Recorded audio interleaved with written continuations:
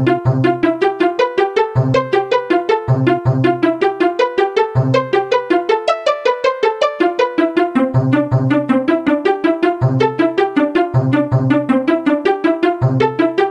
s'agit d'un dispositif qui s'inscrit dans un contrat territorial d'éducation artistique et culturelle qui est piloté par la communauté de communes Convergence Garonne et qui s'inscrit dans un réseau de partenaires institutionnels forts. Donc on retrouve le ministère de la Culture qui est représenté par la DRAC en région, Direction régionale des affaires culturelles, le ministère de l'Éducation nationale qui est représenté par la DSDEN, donc Direction des services de l'éducation nationale départementale, et le département de la Gironde qui représente tout ce qui est collège, jeunesse et son agence culturelle l'IDAC. Ce parcours d'éducation artistique et culturelle a un enjeu central, il vise l'équité territoriale dans l'accès à la culture. Et finalement, l'idée, c'est de permettre à tous les jeunes et enfants du territoire intercommunal, entre 0 et 15 ans, d'accéder à une œuvre artistique, de rencontrer des artistes au moins une fois dans leur vie, soit en temps scolaire, soit en temps extrascolaire. On est dans une dynamique d'interterritorialité avec deux communautés de communes qui portent un même contrat.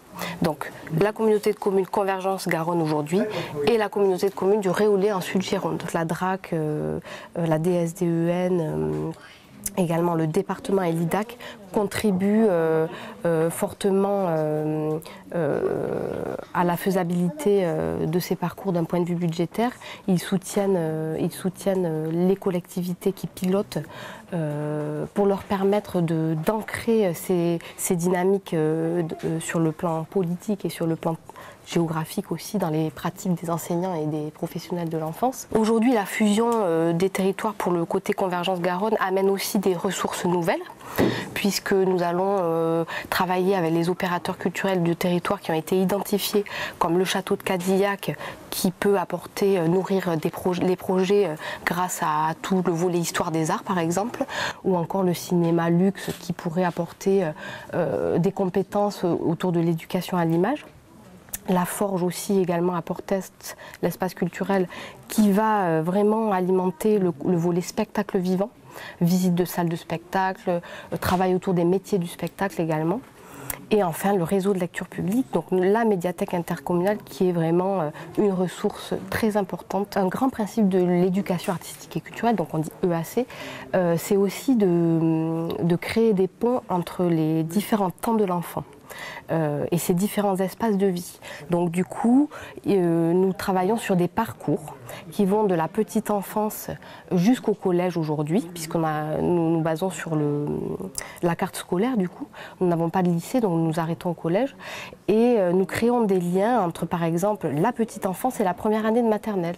Donc on va créer un parcours commun qui va associer à la fois les professionnels des structures multi-accueil et rames intercommunaux et les enseignants de toutes petites sections et de petites sections de maternelle. Ça sera un parcours commun où tous ces professionnels vont se rencontrer pour être formés et où ces enfants vont également partager des temps de spectacle communs. Les parcours que nous construisons sont toujours basés sur 3 grands axes. Donc il y a effectivement la rencontre avec l'œuvre qui correspond au voir. Donc voir un spectacle, rencontrer une œuvre, un spectacle ou un élément patrimonial, voilà, ça peut prendre différentes formes. Ensuite, il y a le faire, c'est-à-dire pratiquer autour de cette rencontre, développer une pratique artistique, théâtre, danse, art visuel, art plastique, autour de la littérature également, de l'écriture. Et enfin, il y a le dire, c'est-à-dire travailler l'école du spectateur, développer son esprit critique, s'ouvrir sur le monde. Et c'est à travers ce dernier axe que l'éducation artistique et culturelle est importante, puisqu'elle permet la découverte aussi du spectacle vivant, ce qui n'est pas toujours possible en fait. Donc en passant par le champ du temps scolaire, et le champ du temps extrascolaire, ça permet l'équité territoriale dans cet accès, c'est-à-dire ça permet à chaque enfant de croiser à un moment donné, soit par le biais de l'école, soit par le biais d'une activité parent-enfant en lien avec la communauté de communes par exemple, de rencontrer une œuvre. Pour avoir un ordre d'idée, donc sur 2017-2018, nous étions à 800 enfants, tout parcours confondu, concernés, avec à peu près 600 enfants en temps scolaire, 20 classes 150 à 180 enfants dans les multi-accueils et une centaine d'enfants en accueil de loisirs. Une des perspectives à moyen terme, c'est de développer une EAC ouverte sur le champ social. Donc on va travailler avec des structures de proximité qui travaillent avec des publics isolés ou éloignés de la culture, comme par exemple des structures d'accueil d'ados isolés comme les MEX ou la MDSI, pour les accueillir sur ces parcours autour de rendez-vous spécifiques. Le contrat territorial d'éducation artistique et culturelle est établi sur 3 années, mais les parcours spécifiques et développés pour les différentes tranches d'âge sont établis sur la base de l'année scolaire. Donc chaque année, nous travaillons deux nouveaux parcours qui démarrent en septembre et qui se terminent en juin. Le choix du programme se fait à partir de thématiques. Nous réfléchissons à des thématiques adaptées aux structures, quand il s'agit des structures dédiées à la petite enfance ou aux établissements scolaires et aux tranches d'âge.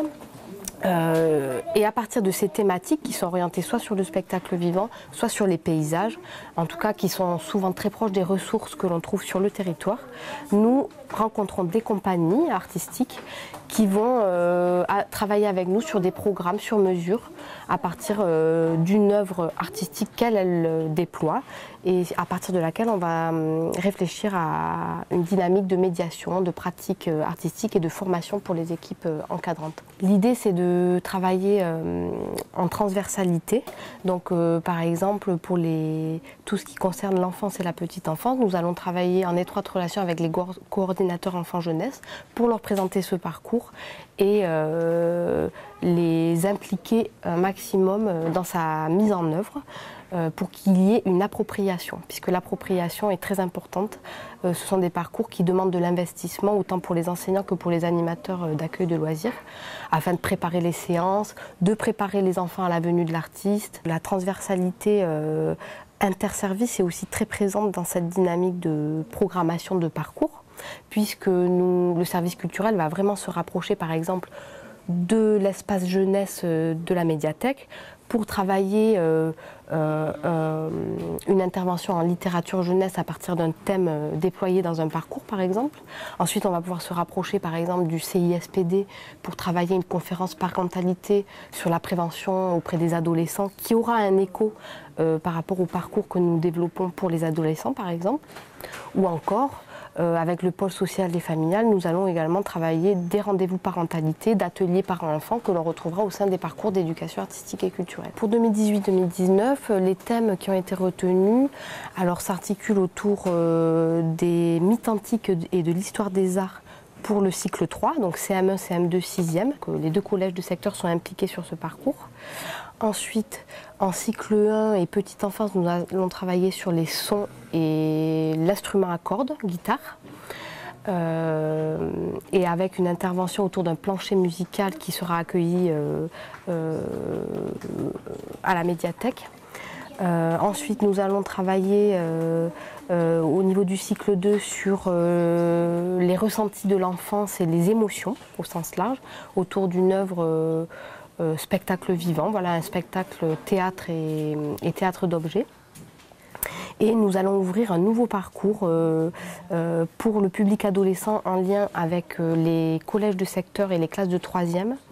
Et également en lien avec le point loisir accueil jeune, autour de la question de l'image de soi par rapport à soi dans la construction de l'identité adolescente, et l'image de soi par rapport au groupe, c'est-à-dire quelle place je prends dans un groupe, voilà, qui sont des préoccupations importantes à l'âge adolescent.